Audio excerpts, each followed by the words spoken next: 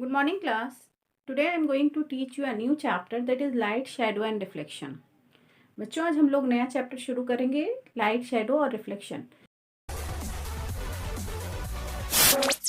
उसमें सबसे पहले हम लोग आज लाइट के बारे में पढ़ेंगे कि लाइट किसे कहते हैं, लाइट की क्या क्या सोर्सेज हैं, ठीक है ना। ये सारी चीज़ें आज हम देखेंगे और फिर शैडो भी देख लेंगे। तो सबसे पहले लाइट के बारे में देखें कि लाइट क्या है।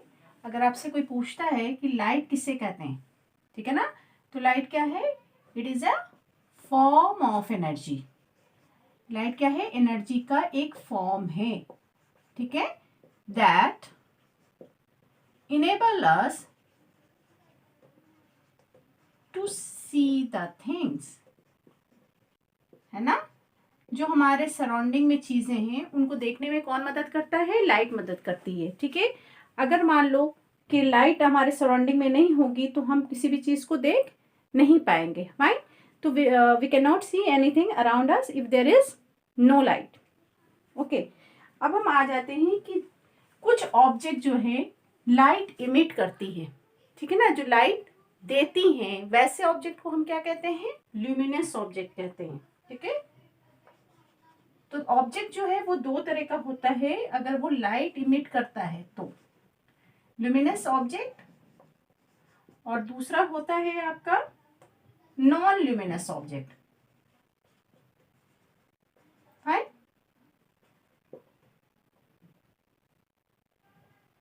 एक सेकेंड,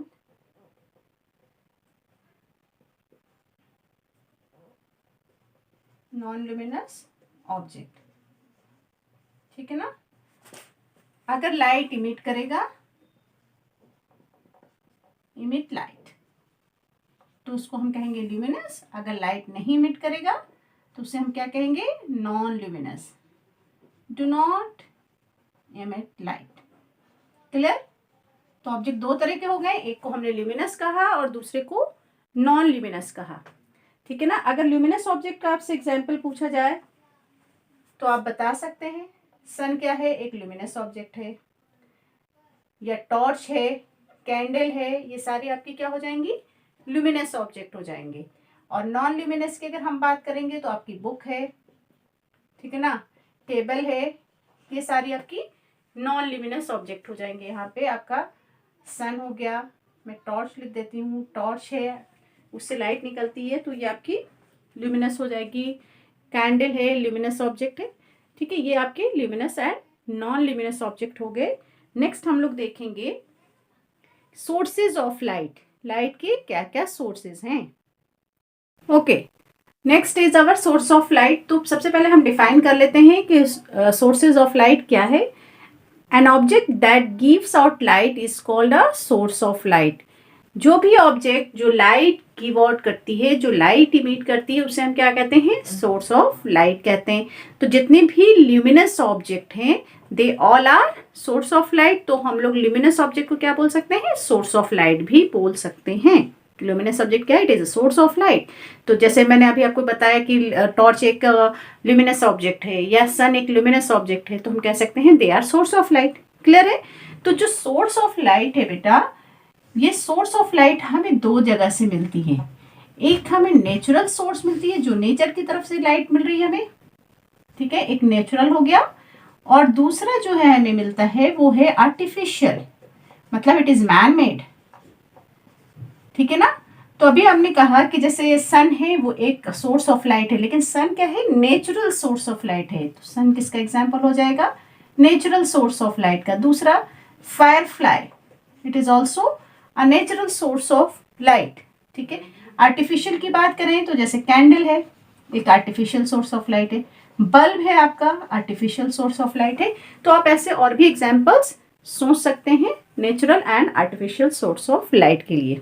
क्लियर?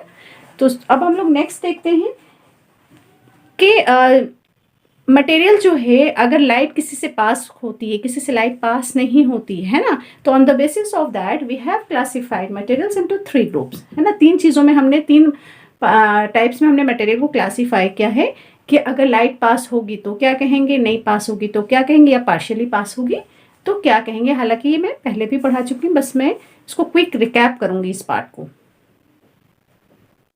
तो हम लोग अब देख लेते हैं कि जो लाइट है वो अलग अलग मटेरियल से पास होती है, तो उसको हम उस मटेरियल को हम क्या कहते हैं। So I have written here based on the way light passes through the materials. तो पहला मटेरियल है जिसे हम क्या कहते हैं, ट्रांसपेरेंट।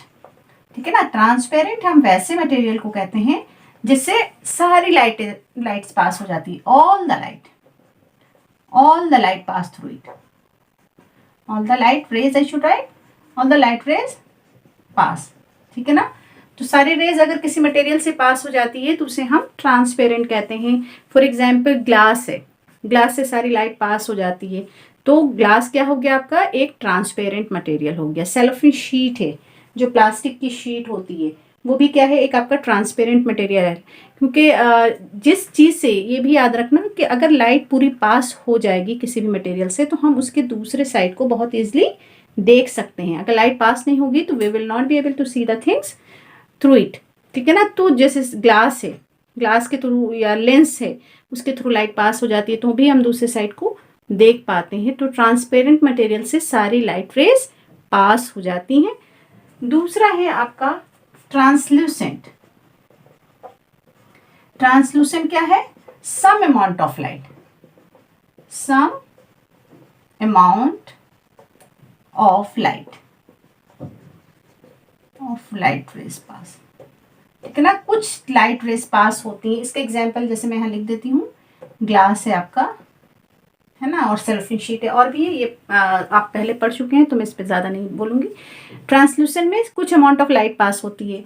ठीक है, तो उसे हम लोग क्या कहेंगे, ट्रांसल्यूसेंट मटेरियल कहेंगे। जैसे ऑयल्ड पेपर है, ट्रेसिंग पेपर है, ठीक है ना, या ब्राउन टेप है, ये सारे आपके क्या होते हैं, कलर्ड ग्लास है, ये सब आपके ट्रांसल्यूसेंट मटेरियल होते हैं।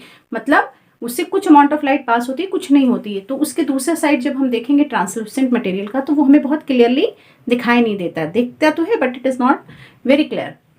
Next the last one is opaque. Opaque किसे कहते हैं कि उसमें से लाइट पास ही नहीं होती है। यहाँ पे ऑल हो गया, देखो बेटा, यहाँ पे सम है, यहाँ पे नो लाइट रेज पास, इससे कोई भी लाइट रेज पास नहीं होती, इसलिए हम लोग दूसरे साइड को देख नहीं पाते हैं। अब जैसे देखो मैं बोर्ड पे लिख रही हूँ, बोर्ड के दूसरे साइड वॉल आपको दिखाई नहीं दे रहा है, क्योंकि ये बोर्ड आपका क्या हो गया, ये बोर्ड आपका क्या है, ओपेक हो गया। ठीक है ना, तो इससे लाइट पास, इस बोर्ड से लाइट पास नहीं हो पा रही है, इसलिए हम लोग इसके दूसरे साइड को देख नहीं पा रहे हैं। चेयर है, बोर्ड है, like these are example of opaque material. ठीक है, अब नेक्स्ट हम लोग देख लेते हैं कि लाइट कैसे मूव करती है। So I have written here propagation of light. मतलब हम लोग देखेंगे कि लाइट कैसे ट्रैवल करती है। तो light always travel on a straight path. Light हमेशा कैसे चलती है, एक स्ट्रेट पाथ पे मूव करती है। ठीक है, in a straight line it moves. ठीक है ना, तो इससे हम लोग क्या कहते हैं, this mode of propagation is called rectilinear propagation of light. Light कैसे प्रोपगेट करती है, रेक्टिलिनियर प्रोपगेशन में, रेक्टिलिनियर प्रोपगेशन।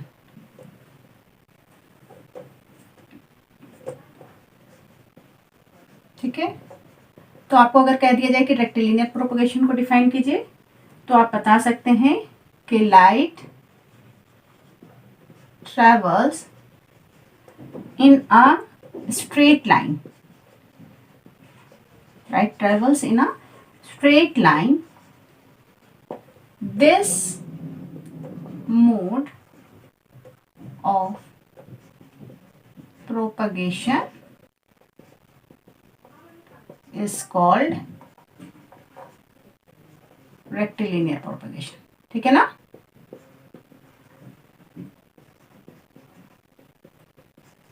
ये आपका रेक्टिलिनियर प्रोपगेशन हो गया बच्चे। ठीक है, ये याद रखोगे कि लाइट हमेशा हमेशा, बहुत लाइट अच्छी होती है, नेक होती है, सीधी सादी होती है, इसलिए लाइट हमेशा कैसे चलती है, बिल्कुल सीधे ऐसे चलती है। तो मैंने फिर भी थोड़ी टेढ़ी लाइन ड्रॉ कर दी, लाइट बिल्कुल सीधी चलती है। ठीक है, बिल्कुल स्ट्रेट लाइन में मूव करती है लाइट, और इसी प्रॉपर्टी को हम कहते हैं rectilinear propagation of light. This is very very important property of light. Light की बहुत इंपॉर्टेंट प्रॉपर्टी है कि लाइट स्ट्रेट पाथ पे चलती है, और इसी इंपॉर्टेंट प्रॉपर्टी की वजह से किस चीज़ का फॉर्मेशन होता है, शैडो का फॉर्मेशन होता है। ठीक है ना, रेक्टिलिनियर प्रोपगेशन ऑफ लाइट की वजह से किसका फॉर्मेशन होता है, शैडो का फॉर्मेशन होता है। This is one of the most important property of light. Clear. तो अब क्या होता है, मैंने आपसे बोला कि लाइट बिल्कुल सीधे सीधे जाती है। अब देखो ये सीधे सीधे लाइट जा रही है। अब यहाँ पे क्या हुआ, एक ओपेक ऑब्जेक्ट आ गया। अब ओपेक ऑब्जेक्ट क्या होता है, लाइट तो उससे पास नहीं होगी ना। तो जब लाइट इससे पास नहीं होगी, क्योंकि लाइट तो बहुत इनोसेंट सी है, वो तो सीधे सीधे जा रही थी, अब रास्ते में एक ओपेक ऑब्जेक्ट आ गया। तो अब क्या होगा, लाइट इससे टकराएगी और इसका डायरेक्शन चेंज हो जाएगा, ठीक है, या जिधर भी जाएगी। तो यहाँ पे क्या होगा बेटा कि यहाँ पे शैडो का फॉर्मेशन हो जाएगा। क्लियर। क्योंकि लाइट सीधे जा रही थी, सामने में ओपेक ऑब्जेक्ट आ गया, ओपेक ऑब्जेक्ट से टकराएगी तो जो भी ऑब्जेक्ट वहां पे होगा उसका शैडो वहां पे बन जाएगा।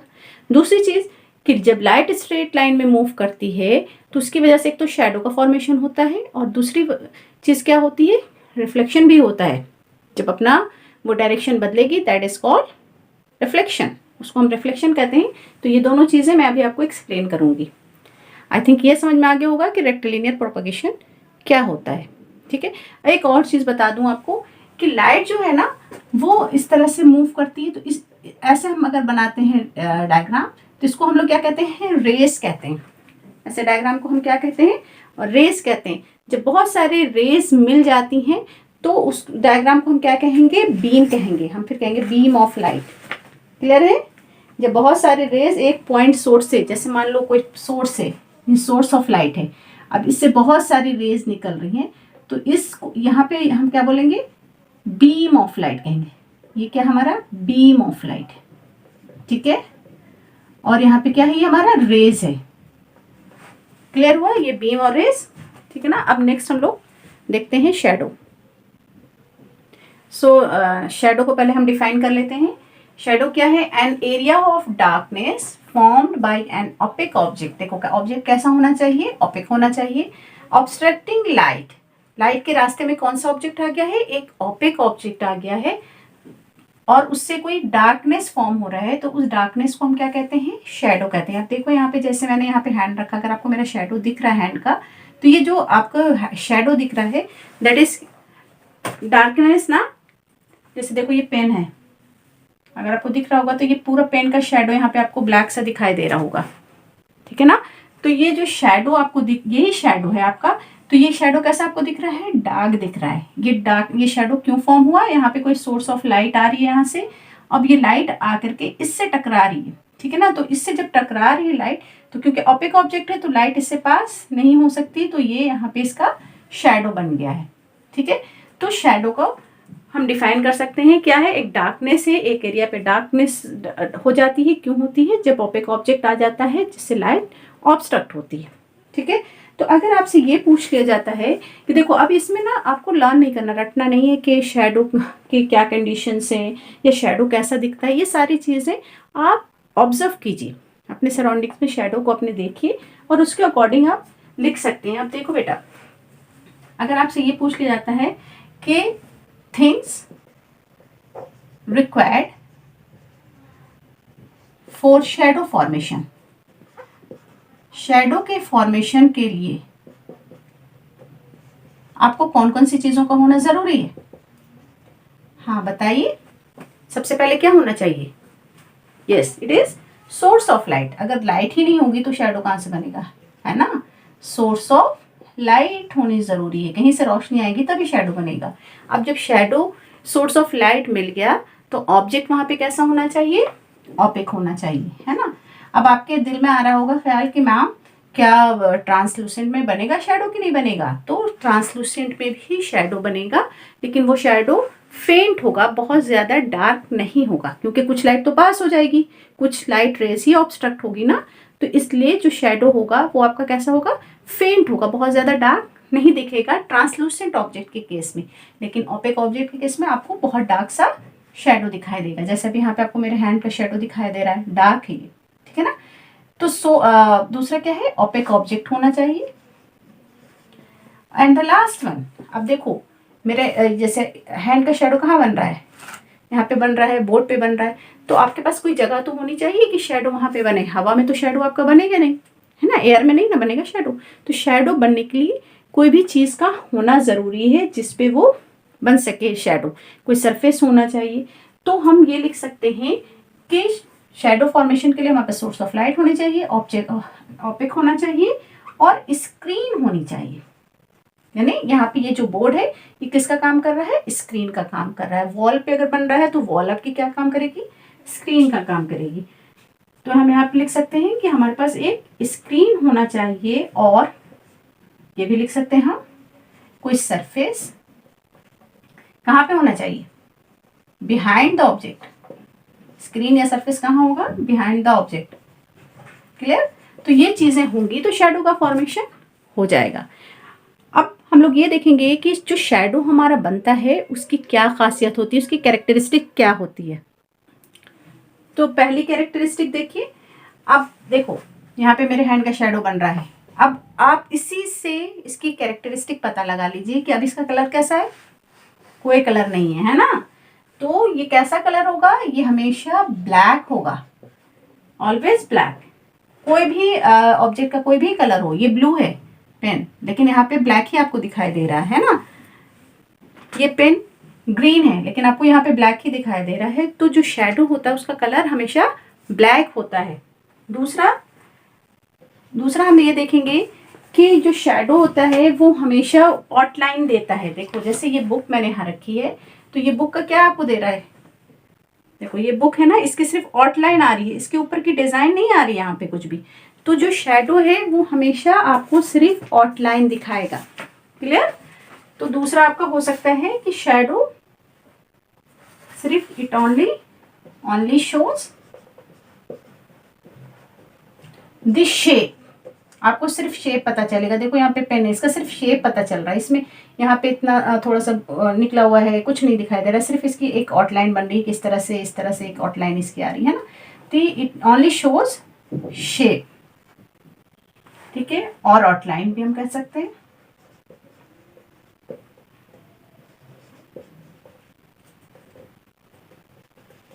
ठीक है, उसके बाद नेक्स्ट है कि देखो जो साइज है शेडो का वो वेरी करता है। ठीक है, शेडो का जो साइज है, size of a shadow varies. जो साइज है वो वेरी करता है, डिपेंड करता है कि सोर्स ऑफ लाइट आपकी कहाँ से आ रही है। ठीक है, तो कभी अगर मैं इसको करूँ ऐसे, तो ये पेन थोड़ा आपको लंबा लग रहा है देखने में, ठीक है ना। तो ये आपका जो शेडो का साइज है वो वेरी होता है। जैसे अगर सनलाइट या सोर्स ऑफ लाइट स्लैंटिंग होगी, सोर्स ऑफ लाइट अगर स्लैंटिंग है तो शेडो का साइज बड़ा हो जाएगा, और अगर सोर्स ऑफ लाइट ओवरहेड है तो शेडो का साइज क्या होगा, छोटा हो जाएगा। मतलब किस पे डिपेंड करता है, size of shadow varies and depend on the distance between the object and the source of light.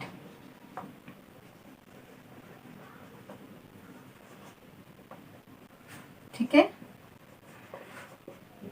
और किस पे डिपेंड करता है, देखो एक तो डिपेंड करता है कि जो ऑब्जेक्ट है और सोर्स ऑफ लाइट है उसके बीच में क्या डिस्टेंस है, और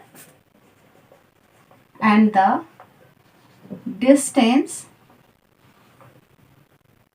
between the object and the screen। ठीक है ना, दो चीजों पे डिपेंड करता है। एक तो डिपेंड करता है कि ऑब्जेक्ट और सोर्स ऑफ लाइट में कितनी डिस्टेंस है, और दूसरा कि आपके जो क्या कहते हैं ऑब्जेक्ट और स्क्रीन के बीच में कितनी डिस्टेंस है। दोनों पे ऑब्जेक्ट के साइज वेरी करते हैं। तो देखो यहाँ पे मैं एक एक्सपेरिमेंट करके आपको दिखा रही हूँ कि ये देखो ये पेन आपको दिख रहा होगा बहुत अच्छे से। अब इसको मैं बहुत क्लोज कर रही हूँ, तो आप इसके साइज को चेक कीजिए। ये बहुत क्लोज कर दिया मैंने स्क्रीन से, तो इसका साइज आपको दिख गया। अब मैं देखो अब इसको धीरे धीरे दूर कर रही हूँ, आप साइज में फ़र्क देख लीजिएगा आराम से। आपको फ़र्क लग रहा है साइज में, जैसे जैसे देखो ऑब्जेक्ट की और स्क्रीन की डिस्टेंस बढ़ रही है, इसका साइज भी क्या हो गया, बड़ा हो गया है ना। तो ये आपका कि distance between object and source screen पे भी डिपेंड करता है साइज। तो ये आपका शेडो कंप्लीट हो गया। अब नेक्स्ट क्लास में मैं आपको रिफ्लेक्शन के बारे में पढ़ाऊंगी, टाइप्स ऑफ रिफ्लेक्शन के बारे में पढ़ाऊंगी। ओके, आप ये एक्टिविटी करके देखिएगा कि शेडो का साइज जो है वो कैसे कैसे वेरी होता है। Till then take care, bye.